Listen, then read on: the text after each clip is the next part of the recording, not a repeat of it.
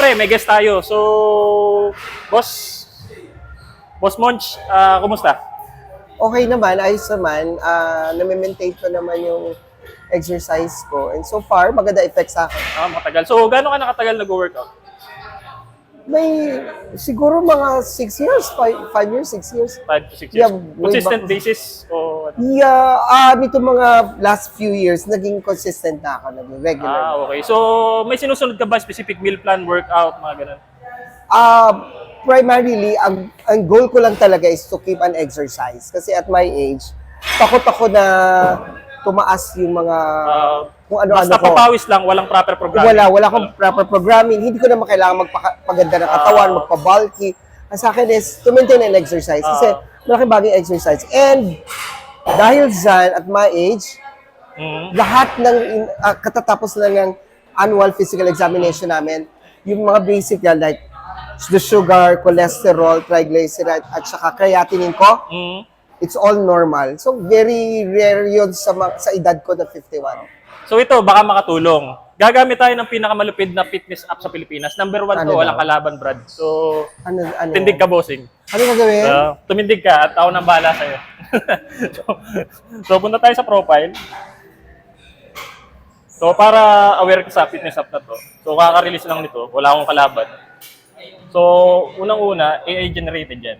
So, kukunin ko yung statistics mo, details mo. So, unang-una, email ka ba? Mail. so, Pagminsan. So, age mo is 51. 51.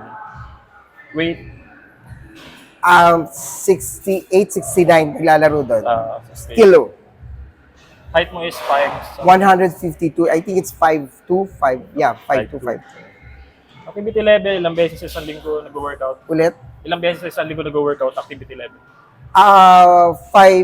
4 to 5 days. 4 to 5 days. So, lagyan natin sa moderately active. Oo. Fitness level mo, beginner, intermediate, or advanced? Paano ba? Sa tagal ko na eh. Sa tagal mo na. Oo. Lagyan natin sa intermediate para nasa gitna. So, ang fitness goal mo is To keep an exercise. exercise. So, Regular hindi, exercise. may dream ka rin namang katawan kahit pa paano. Yung, may nakalagay dito. Lean Loose, lean, maging lean, na mag-lose ng weight. fat. Oh, yan, lean and tone. Yan. Lean and tone. Update natin. So, yun na. May meal plan at workout ka na. Talaga? So, ganun siya. So, automatic, may workout ka na Monday to Sunday.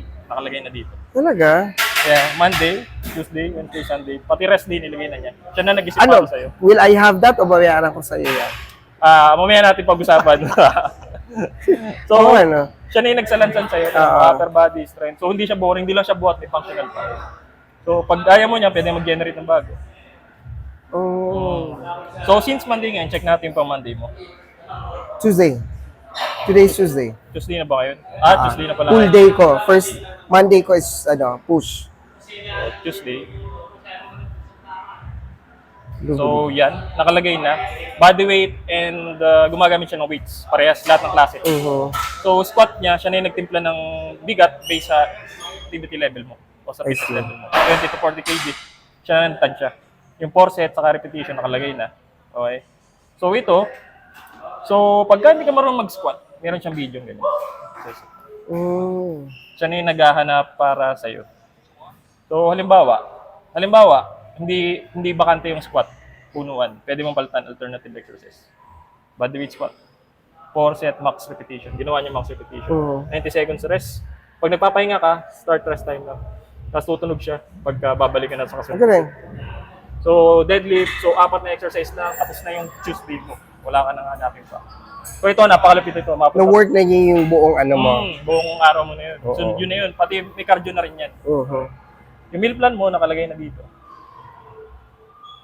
Ang meal plan ko naman, wala naman ako talaga basta minimaintain ko lang, high fiber, high protein, and low Buti carb. nabanggit mo yan. Low Goal carb. nitong app na to is to simply, ito yung target mo calorie per day, 2,200 calorie per day. Ano yun? Ayoko nagkikwenta pa ako. Yun nga malupit dun eh. Hindi mo na kailangan magkwenta, siya na rin na nag-set sa'yo ng kakainin mo. Filipino food.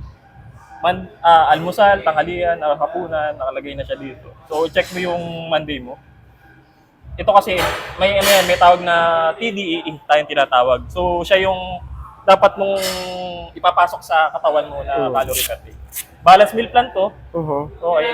So, lean meat, vegetable, carbs, lahat ng klase nandun na. So, check natin. So, Filipino style longganisa with scrambled eggs. Saka nakakita ang meal plan na may longganisa. Oh. Diba? Filipino siya. So, yun ang pagkakadesign niya. Halimbawa, ayaw mo niyang almusal na yan.